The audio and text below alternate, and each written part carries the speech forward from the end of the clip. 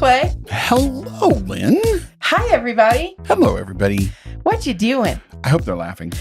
Well, Or they've come here to laugh. well, that's the ticket, man. I hope they're not having, tough days. But if they are having tough days, we're a good place to land. Get soft landing. Speaking of soft landings. Uh-oh. Can I tell you a story? Can we just take that as read now? That, if we're... Can we have a podcast? Is that what I should say? I have this feeling that, if we're sitting in chairs with microphones in front of us... We should assume... We should assume that one of us is going to tell each other a story? I have a tough time with assuming, You know what happens when you assume. Tell the story. Okay. So soft landing, not so soft landing. So back in the day, I, of course, visited so many organizations, and people would ask me, how do you know if the organization is a good one to work for? How do you know interviewing, whether it's a great place to work or if I should not work there? And I was like, well, there's a lot of things. I mean, there's so many things. If everybody has their door closed and the place is really silent and you're kind of a loud, raucous human being, maybe not the place for you. Or if, you're a casual sort and they're all wearing turtlenecks for fun and, three-piece suits, maybe not for you.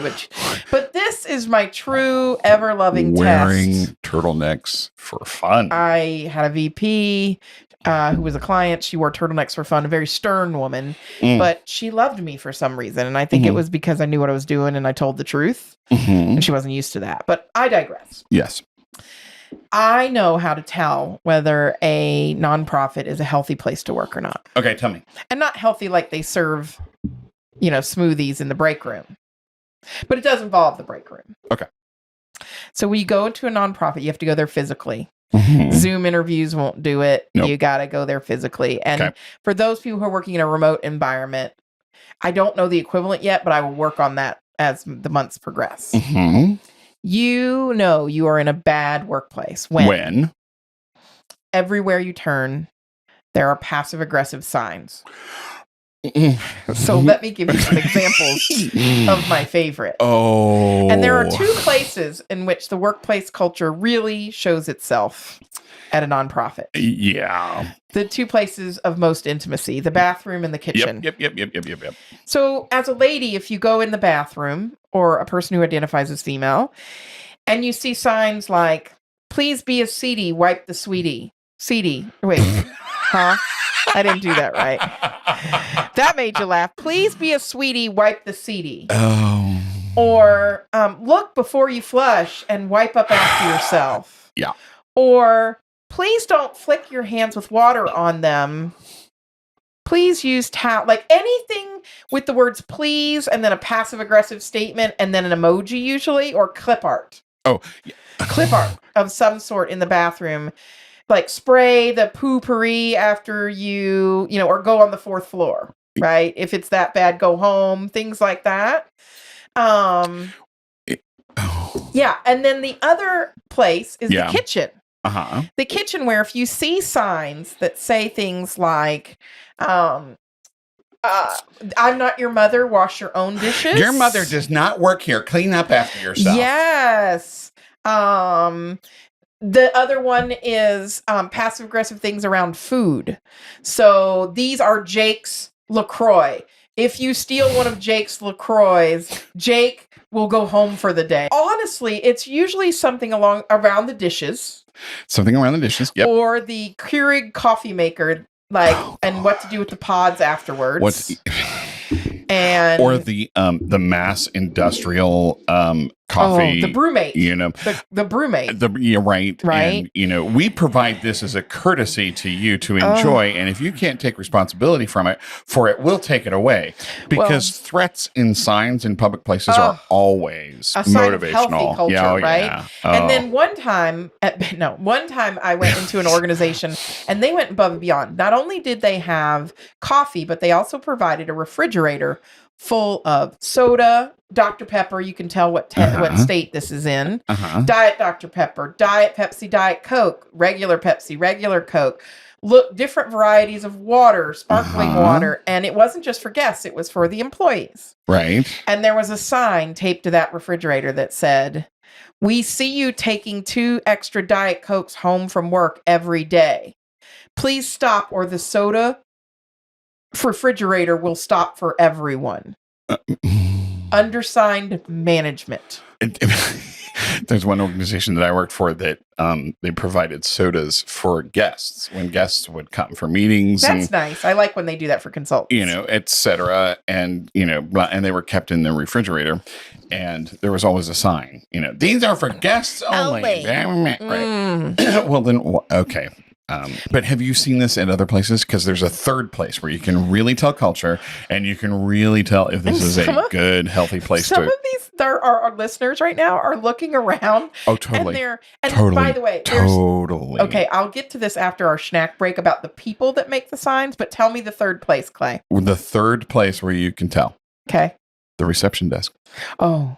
If it's an office with a reception desk, and there's one of 2 ways to tell. One, the reception desk is full of instructional signs. Oh. I am only here between the hours of this and this and this. If you need this, ring the bell. If you need this, do that. If you need that, do that. Do not use these pens. These pens are for, I went into, there's one, and I could tell 1,000 stories about reception areas with signage and postage and, blah, blah, blah. And I went into one, and it was one of those where the receptionist was, does this happen in higher ed? I don't think it does. The receptionist was also the fundraising data entry person. Oh, no. Raise your hand if it's you. Raise your hand. Let us hear from you at fundraisingwithfunny.com if you have worked in that shop where the receptionist is also the person who does all the data entry into the CRM. Anyway, so this particular receptionist had one of those plastic see-through signs. Screen protector? No. The plexiglass sign with that you put a sheet of paper in. Yeah. Yes. Right. And it said, and she would put it up, and it said, if I am sitting here and not responding to you, it is because I am doing data entry and not reception at this time. Because she couldn't handle both? And then there was another sign that said, if the receptionist is otherwise occupied, please ring this bell or something. I love the bell ringing. But there was 5 if-then signs that you had to go through. It just gives me anxiety thinking about it. To get through. Well, and I don't process signage quickly, right? Yeah, that's true. When we do travel together, I'm the sign reader, and he's the and I'm standing there going, okay, wait, it says, and I'm like, come, Clay, come, right, come, and come, I just follow, and it gets me into all kinds of trouble, but I like it because then we end up in a room full of free snacks somehow. We do. But no, you had to go through this. Okay, if she's busy, then this sign is here. Okay, so if she's busy, then you do this thing over here. So I had to go over here and see what that sign said. Well, by the time I read all the signs, she finally turns around, takes off her earphones. Yes. Oh no, not turns around, because her computer, says, I'm working here. Her computer, of course, is facing right. So the whole time I'm standing there. She's staring at you the whole time? Yeah. And she finally just, Epic. Pops out the headphones and is like, can I help you? And on that note. And I'm like, no, I finally figured out what I'm supposed to do, but thank you. No. And that causes me so much stress. I'm going to go get a snack.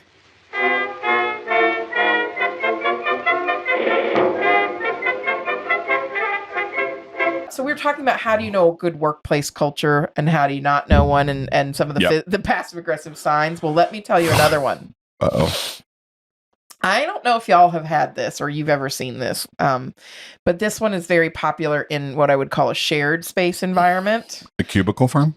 A shared space environment. The Whack-A-Mole Center? The shared space environment. Yes, understood.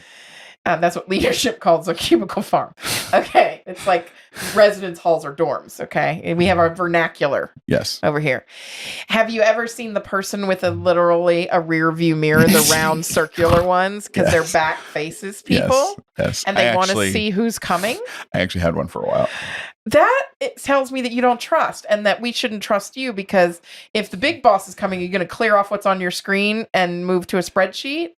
And then that same person also has one of those, unless you're standing directly in front of the screen, you can't read the screen. Uh-huh. And then they claim it's to protect donor data. And so, Those two things tell me that immediately there's no trust in the workplace. Okay. And the other side of that coin? Oh, don't even try to make an excuse. No, I'm not making an excuse, but there's two other sides of that coin because this is also such an indicator of office culture, right? There is the person who will walk up in a shared space environment. Cubicle farm. And just start talking. As if that's you're not on the phone, disruptive. You're not in the middle of something, you're not whatever, right? Or, there's the person who will just come up and stand. And if your shared space environment and your back is to like the public area and somebody just comes up and stands quietly waiting until you have a moment to acknowledge them, and then you turn around and you're like, yeah, it's Jay from accounting and I didn't know you were there, right? So you mean they don't knock on your shared space environment? Or okay, so there's a third type of person, which is the person that comes up to your cubicle or your office, your space, space, and finds the only solid surface because it's all made out of material or whatever, and they come up and they go knock knock. Oh, I can't with those people, Clay. But all this to say, yes. That the environment. So what do? I mean, do you police the signs that people put up? I think you instead have discussions around office etiquette and mannerisms. My pet peeve in the office is people who don't refill the printer paper. You see the blinking red light. You know what it means. Put the paper in the machine. How much time is spent in the nonprofit sector fixing printers? Well, as a consultant, I have literally laid on the ground and gotten covered in toner powder finding out. More times than I can count. And I'm like, don't you guys have now? And then you're that help that. And then you're that person who always does it because they know how to do it. Yep. But I do want to say that one of my favorite signs of all time. Yes. I went to a university and they were in temporary units while their building was being built for their offices. And they had been through lots of ways to have fun in their office, and they were just a great crew. I love them dearly and had a lot of fun visiting them. And they had a copier, printer, scanner, it probably was even a fax machine all in one. And it was made by the Ricoh Corporation, RICOH. Yes. Someone with a grand sense of humor. Yep. Had pasted a photo of Rico Suave. Do you remember? Rico Suave. On the printer. We might just have to ask our dear, wonderful, amazing producer, Julie, to include a link to that. Yes. But first, we will have to introduce her to Rico Suave because I am sure. And so they had not only pasted a photo of Rico on the printer. Yes. But at the tray where you picked up your printouts, it said on a printout. And when you needed to connect network-wise to that, it was not like Rico 6412 _ Nope. Right. It was just Suave. See, that's awesome. And see, that's a good culture. That tells me there's a hilarious culture. That is people who, may have had a little extra time on a Friday afternoon. Sure. But used it for good. Used it. It's kind of like we had a really long hallway in one office and we would do afternoon bowling. I have never done anything like that in an office environment. I have never had fun in an office. What you're referring to. But all this to really bring home the point that culture, and you know what? The culture where you have Rico Suave on a printer shirtless may not be for everybody. No. And the culture where people don't have fun is also not for everybody. So you need to interview your organization the way they interview you. You need to take a look around. What space they put you in also says something. I once interviewed at a very prestigious place, and they had put the donor relations department in a garage with a roll-up door next to the print shop because they were the ones that always needed invitations. So they put you in a garage. That's where your shared office space was. And I'm like, well, this tells me the priority of donor relations at this organization, since I found out they have moved out of the garage because they couldn't hire people because no one wanted to work with a roll-up door and a dolly next to them. And I'm not talking about, a Barbie doll. I'm talking about... Or Carol Channing. Hello, doll. Right. Hello. But all this to say is that our cultures express themselves in many ways. Our clothing, are laughter down. If I am interviewing or working as a consultant at a place and I hear laughter roll down the hallway, that makes me so happy. I mean, yes. And it affects outcomes. A happy office is a good office. A happy office is a good office. The question is, what is the need for the note, right? Because I guarantee you, there are very few grown-up adults who need a written reminder to at least flush the toilet. I mean, the punchline here, right? We know who you are. What's the upshot here? Well, first, if you're going into it is funny as hell. If you're going into that organization, you're interviewing, you're whatever, then that is a big indicator of culture. Number two, I guarantee you that the external perception of the organization and its relationship with donors and funders and others works in direct proportion to the number of passive aggressive signs in the office. Can you imagine walking in as a donor or a board member and being like, but what about the organization that has Rico Suave on the printer, but there's a board meeting, so everybody take down. No. See, if your board doesn't get that, you've got the wrong board. You got the wrong board and you're working in the wrong place. If your board, and I've seen this happen, if your board is concerned about frivolity or laughter or humor or whatever in the office, your board needs other things to do. Right. And again, I think that's so we're talking. So the punchline here is we're talking about workplace priorities, workplace culture. We're trying to serve people who need our help. Like there's just so many bigger things going on in the workplace, but it does note to culture. It gives a nod to what are we spending our time on? Yep. What are we prioritizing? Obviously, it's not the dishes. Yep. And also, like, how do we think about the other people we work with? Because I respect you enough to say, you got broccoli in your teeth, bud. Have some gum. Do I? No. Oh. And you already had some gum. So, but can we just be kind and give feedback? Do we have to like leave deodorant at someone's desk? Can't 9 times out of 10, the person that put up the sign knows who did it. Oh, you know, those that smelt it, dealt it.